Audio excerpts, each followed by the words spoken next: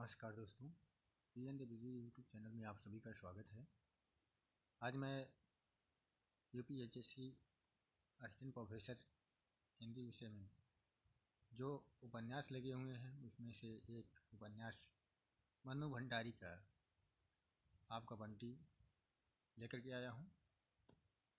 इसके विषय में सुझाव आप लोग ज़रूर दें। अब मैं ज़्यादा कुछ न कहते हुए अपनी शुरू करता हूँ आज का क्लास। आपका बंटी उपन्यास की लेखिका मनु भंडारी हैं। इनका जन्म 3 अप्रैल 1931 में को भानपुरा मध्य प्रदेश में हुआ।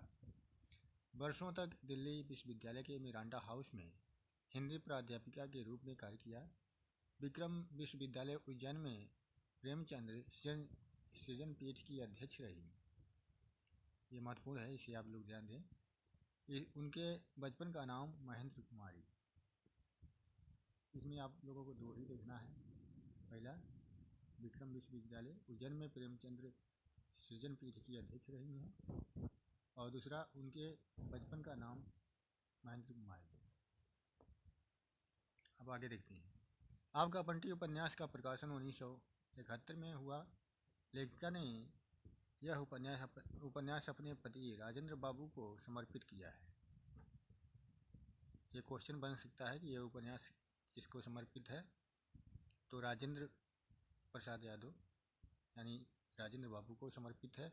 इस उपन्यास का प्रकाशन धर्म युग पत्रिका में धारावाहिक के रूप में किया गया था। यहाँ 3 प्रश्न बनते हैं। पहला, आपका बंटी उपन्यास का प्रकाशन किस सन में हुआ, तो 1971 में। लेखिका ने यह उपन्यास अपने पति राजेंद्र बाबू को समर्पित किया। किसको समर्पित किया गया है, तो राजेंद्र बाबू को। और तीसरा ये कि यह उपन्यास किस पत्रिका में छपा, तो ये धर्मयुग धारावाहिक के रूप में, एक बार में नहीं छपा, धारावाहिक के रूप में बारी बारी से छपा। आपका बंटी मनु भंडारी के उन बेजोड़ उपन्यासों में है जिनके बिना न 20वीं शताब्दी के हिंदी उपन्यास की बात की जा सकती है और न स्त्री विमर्श को सही धरातल पर समझा जा सकता है। बच्चे की निगाहों और घायल होती संवेदना की निगाहों से देखी गई परिवार की यह दुनिया एक भयावह दुखद दुःस्वप्न बन जाती है। कहना मुश्किल है कि यह कहानी बालक बंटी की है या माँ शकुन की। सभी एक दूसरे से ऐसे उलझे हुए हैं कि एक ही त्रासदी सभी की यातना बन जाती है। इसके जो महत्वपूर्ण पात्र हैं इसे देख लेते हैं। बंटी इसमें बालक है, शकुन बंटी की माँ है, अजय बंटी के पिता हैं। जो महत्वपूर्ण है, ये तीनों महत्वपूर्ण है। फूफी शकुन के घर की नौकरानी है। टीटू बंटी का दोस्त है। वकील चाचा अजय और शकुन की मध्य की कड़ी हैं। वकील चाचा जो इन दोनों को जोड़ने का काम करते हैं। मीरा अजय की दूसरी पत्नी है। डॉक्टर जोशी शकुन के दूसरे पति हैं। ये दोनों अलग अलग जब शादी कर लेती हैं तो इन दोनों का अलग अलग, मीरा अजय की पत्नी हो जाती है और डॉक्टर जोशी शकुन के पति हो जाते हैं। हीरालाल शकुन का नौकर है। विभू बंटी का दोस्त है। टीटू और विभू दो दोस्त हैं बंटी के। पुन्नी बंटी की दोस्त है, ये लड़की है। मिसेज कौशिक शकुन की सहकर्मी है। कैलाश बंटी की स्कूल का दोस्त है। और जोत दीदी और अभी डॉक्टर जोशी की बेटा है। बंसीलाल डॉक्टर जोशी का नौकर है। चीनू अजय और मीरा का बेटा है। इस प्रकार ये रहे इसमें मुख्य पात्र। अब इसमें कथानक कुछ इस तरह है। उपन्यास के प्रारंभ में बंटी की जन्मपत्री के रूप में मनु भंडारी ने अपना वक्तव्य प्रदान किया है। बंटी की परिस्थितियों के संदर्भ में लेखिका का मानना है कि मुझे लगा कि बंटी किन्हीं दो एक घरों में नहीं, आज के अनेक परिवारों में होता है। मनुष्य सांस ले रहा है। अलग अलग संदर्भों में, अलग अलग स्थितियों में उपन्यास में पति पत्नी अजय और शकुन के बीच अलगाव और तलाक हो जाने तक उनके बेटे बंटी की दयनीय जीवन परिस्थितियों का चित्रण किया गया है। संपूर्ण उपन्यास 16 खंडों में विभक्त हैं। ये बहुत ही महत्वपूर्ण है कि संपूर्ण उपन्यास 16 खंडों में विभक्त है। बंटी अपनी माँ शकुन के पास रहता है। शकुन कॉलेज में प्रिंसिपल भी है और बंटी को अपनी माँ घर के सहज रूप में अच्छी लगती है। बनावटी श्रृंगार किए प्रिंसिपल बनी माँ उसे अच्छी नहीं लगती। घर में कामकाज के लिए फूफी है। वह बंटी को सोनल रानी की कहानियाँ सुनाती है। यह भी महत्वपूर्ण है कि बंटी को सोनल रानी की कहानियाँ कौन सुनाती है, तो वह है फूफी, जो एक नौकरानी है। आगे देखते हैं। बंटी बार बार यह महसूस करता है कि जैसे मम्मी और उसके बीच कोई और भी है, लेकिन वह समझ नहीं पाता। बंटी बीच में कभी कभी अपने पापा से भी मिलता रहता है। वे उसके लिए खिलौने लाते हैं। बंटी खुश होकर उन्हें अपने दोस्त टीटू को दिखाता है। बंटी को इस बात का दुख है कि उसके मम्मी और पापा साथ क्यों नहीं रहते।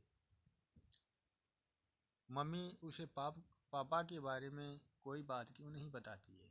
मम्मी और पापा फिर से दोस्ती क्यों नहीं कर लेते। ऐसे अनेक सवाल बंटी के मन मस्तिष्क में चलते रहते हैं। एक दिन बंटी के घर वकील चाचा आते हैं।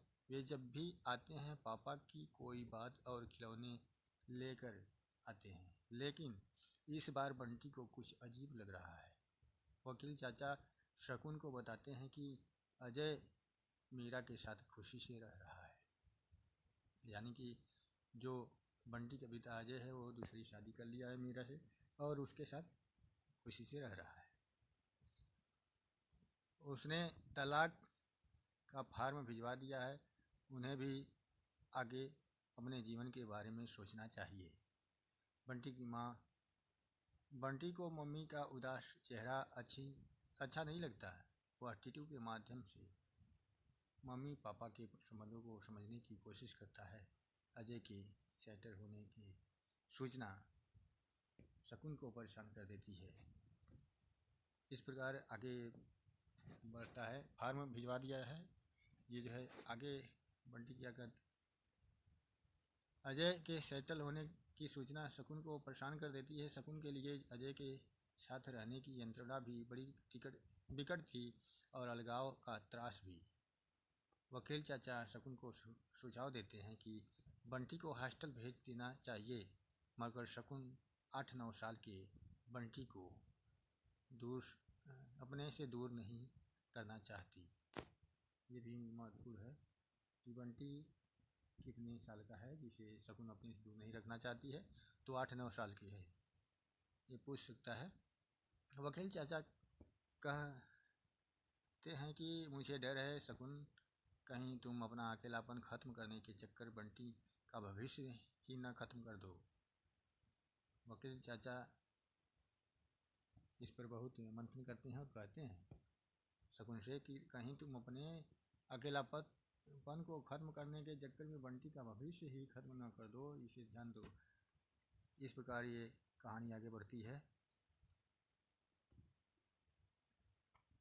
अब इसमें कुछ खास जो है नहीं दिख रहा है। अब आगे हम इसमें जो महत्वपूर्ण कथन है उसे देख लेते हैं।